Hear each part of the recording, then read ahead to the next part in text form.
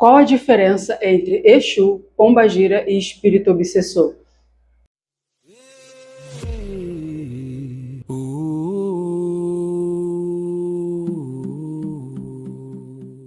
Esse é um dos maiores erros que existem na religião. Vamos falar um pouco sobre quem são, então, os Exus e Pombagiras dentro da Umbanda, de forma bem resumida, né? Porque esse assunto é bem extenso. Exu e Pombagira, como os demais guias da Umbanda, como Caboclo, Preto Velho, Malandro, enfim, eles são guardiões da lei divina. Então, eles são, na verdade, trabalhadores do astral, né? Tanto do alto quanto do embaixo, em nome de Deus. Né? Eles são manifestadores, são guardiões, são espíritos que foram outorgados, que se iniciaram em vários mistérios, que têm graus e mais graus, e podem levar as leis divinas para onde quer que tenha que levar. No caso de Exu e Pombagira, eles são os guardiões da lei nos mistérios, nas esferas negativas, lá no embaixo. Lembrando que a Umbanda é uma religião que não acredita em inferno, mas a gente vai ter um vídeo para explicar melhor sobre isso. Então, na verdade, eles são trabalhadores da lei de Deus, trabalhadores da lei maior. Então, como trabalhadores da lei de Deus, como guardiões das leis no embaixo, eu nem preciso dizer que eles não fazem o mal, né? O mal, assim, não atuam, não tem atuações em desequilíbrio, né? Então, mas eu já fui num terreiro de Umbanda que a Pombagira me pediu o nome de um desafeto para fechar os caminhos dessa pessoa. Não era Pombagira, era qualquer coisa, menos Pombagira. Então, Exu e Pombagira num terreiro de Umbanda, incorporado de um médium, numa gira, num atendimento, não faz esse tipo de trabalho. Qual é a exceção? Não tem exceção. Não existe. Trabalhos de amarração, de queimação, de fechamento de caminhos, vários tipos de trabalhos, vamos dizer assim, de benefício de uns e malefício de outros, não existe dentro de um terreiro de Umbanda. Exu Pombagira não faz isso. Tá? Então, o que é então um espírito obsessor? Só para a gente conseguir dar nome aos bois. Espírito obsessor, existem várias divisões, várias classes, vamos dizer assim, mas nada mais é do que são espíritos, né? São seres que desencarnaram e precisam de algum tipo de esclarecimento. Né? Eles ainda não estão esclarecidos ou já estão esclarecidos, é o caso de um tipo, né, de espírito obsessor, ou já estão esclarecidos, mas ainda não saíram das esferas do embaixo para continuar a sua evolução em outros reinos e domínios. Então, assim, existem os espíritos sofredores, Egum, Quiumba, existem os magos negativos, existem larvas astrais, formas de vida, enfim, tem tanto tipo, né, vampiro energético, vampiro sexual, tem tanto tipo de espírito obsessor, só que eles, sob hipótese alguma, podem ser confundidos com Exus e Pombagiras, primeiro pelo que eu já falei que Exu e Pombagira é.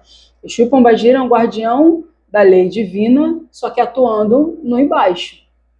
Tá? Esses espíritos obsessores, eles estão no embaixo porque eles caíram. Cada um dentro de um campo da vida, uns caíram porque atentaram contra a vida de alguém, enfim, porque roubaram. De alguma forma, esse espírito atraiu um magnetismo negativo e desequilibrado, e aí, no seu desencarne, ele está purgando ou está continuando o seu processo lá, consciencial, no embaixo. Ponto. E aí, então, como assim obsessor? O que vem a ser um espírito obsessor? O caso, por exemplo, de Eguns, né, é o que a gente mais vê falar, né, mais ouve falar. Egum para cá, Egum para lá. O que é Egum? São espíritos desencarnados que eles estão perdidos.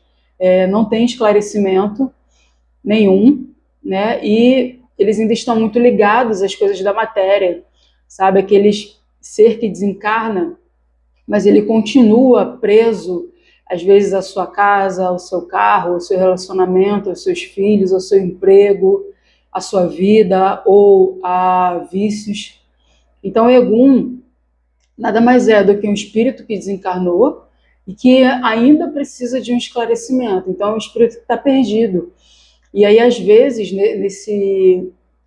nesse caminho, antes dele se esclarecer, ele causa mal, né? Não só ele, mas às vezes as pessoas ligadas a ele.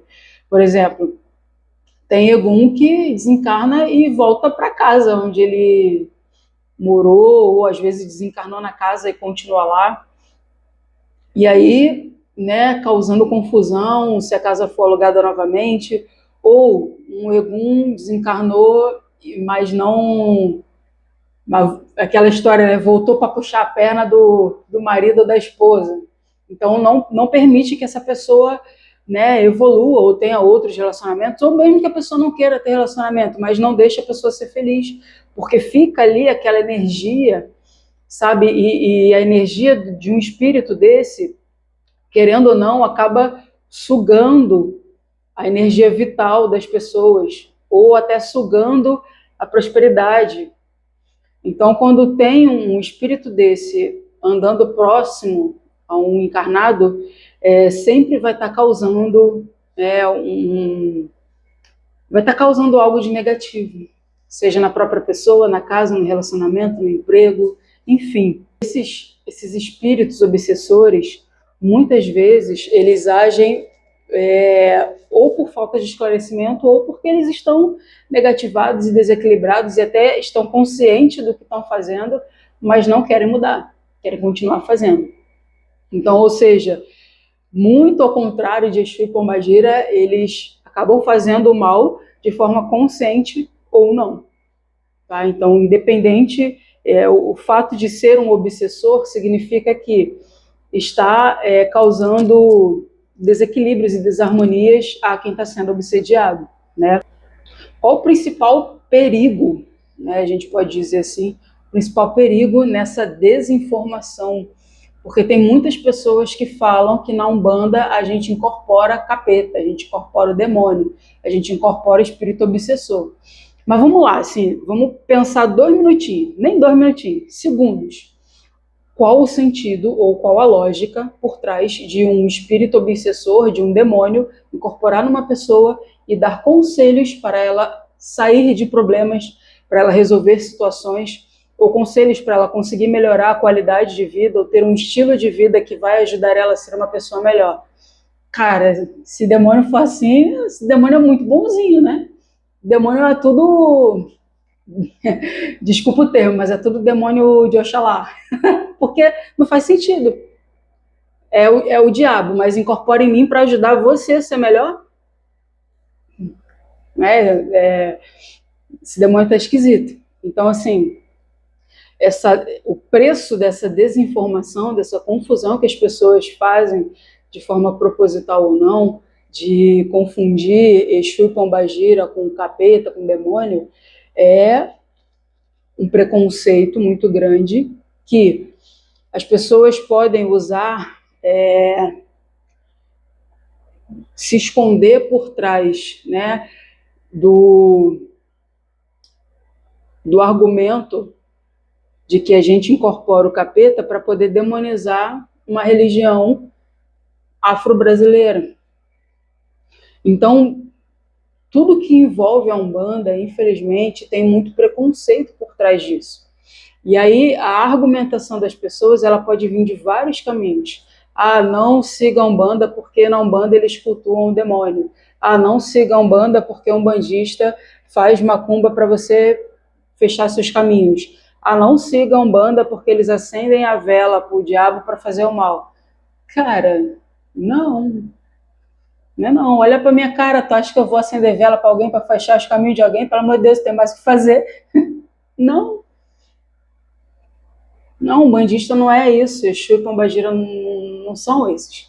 Eles são guardiões de Deus, né, e que auxiliam muitos desses espíritos obsessores para deixarem de viver nas suas ilusões e conseguirem, né, evoluir, crescer, enfim, largar essa vida, né, vamos dizer assim. Então, uma coisa muito importante, né, a Umbanda existe muito fundamento, estrutura, hierarquia, organização. Nada, desconfie de tudo aquilo que joga uma informação preconceituosa sem ter nenhuma base sólida para defender isso, para defender esse argumento. E estude, que quanto mais a gente estuda, mais a nossa mente se expande, quanto mais a gente questiona, mais a gente aprende. Então, seja um questionador, seja aquela pessoa que questiona, ele escutou um demônio, por quê? O que, que você viu que corrobora com essa sua frase? Me explica aí, me prova que ele escutou o capeta. Não, é só realmente falsa acusação para esconder um preconceito velado. Então, tome cuidado com isso, tá? Muito axé, muita boa noite para todo mundo. Saravá, até o próximo vídeo.